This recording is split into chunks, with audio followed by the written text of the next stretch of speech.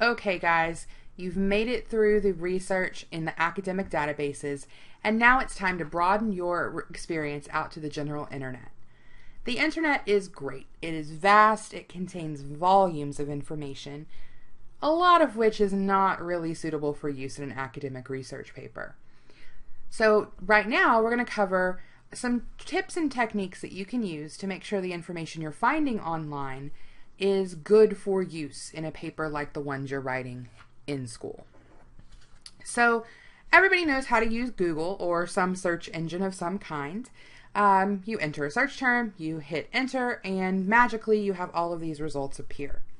And academic research through Google is very much the same, but there are various techniques that we can use to actually make our Google experience better. For instance, you can limit your search to exact match by using quotation marks around your search term. That tells Google that you only want to see that information or that string of words in that order in every single result that it gives you. You can use Boolean operators like and or to tell Google how much information you want to see. You want this first term and the second term, for instance.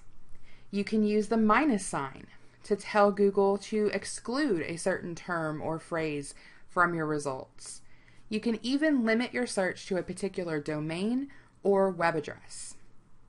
That way you can control more rigorously what kind of information you're getting from your search. So we're just going to do some quick searching here. We're still going to use Shirley Jackson's The Lottery. And I'm just going to do a quick and dirty search of Shirley Jackson.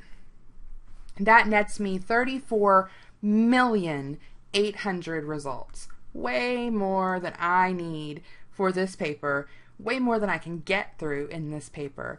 And most of this information is not going to be of quality enough for me to use in an academic paper. So I'm going to tack on the lottery here, and that's going to take me down to 110,000. Great, we're going in the right direction. But I want to make sure that every single article I have here involves the story "the lottery." So I'm actually going to encase it in quotation marks. That's going to tell Google that I only want to see research or results that have the lottery in that order in the text. And as you can see, that actually affects our results a little bit. We went from 110,000 down to 74,000.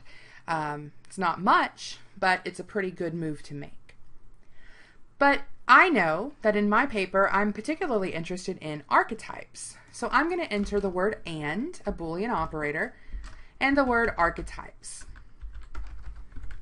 And that's going to tell Google that now I want results that contain both Shirley Jackson's The Lottery and the word archetypes in them. And so now we've moved down quite a bit. Remember, we started at like 34 million. We're down to 9,700 results. We're making some steady progress in narrowing our scope.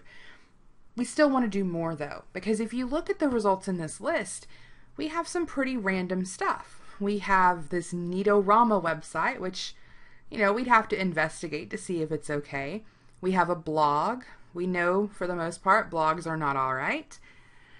We have some educational sites. We have SparkNotes, never a good idea to use in a research paper. And so we have to really do some more Googling here to really get an idea or really get hold of some information that we can use. So we're actually going to limit our search to a particular domain. Okay, to do that, you hit a space after your search string. You type the word site, S-I-T-E, and a colon. And then you enter whatever domain or website you're interested in limiting to. So I'm going to enter .edu. When I do that, Google's going to update and only include educational websites that are attached to an educational institution. That's what that .edu domain means. And that's going to really limit my scope here. So we went from 9,700 to 609 results, and every single one of these results is run by an educational institution. Chances are they're run by professors with expertise in their field, and this information is going to be more available, more acceptable for you to use in your research paper. Now, you still have to go through and look at the information that you're providing. This one's obviously written by a professor, but this is just an assignment, and so we wouldn't want to provide this source in our paper. But we may find some good information. We'll click on this PDF and see what this is about. So this is actually one of the resources that I've provided for you in eCampus on actual archetypes and what they mean. And if we want to know the Shirley Jackson connection, we'll actually search through the document. Let me see if I can find Shirley Jackson for you. There we go. So the story is found in Shirley Jackson's The Lottery.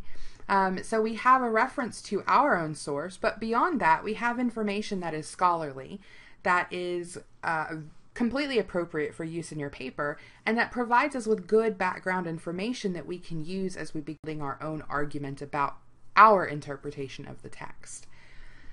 So that's kind of a basic look at Google search tools. There's an infographic for you available in the Unit 2 folder on eCampus that walks you through a few more of Google's very abundant tools for research. So be sure to take a look at that. Complete the last quiz, and you are done with the Research Resources lecture.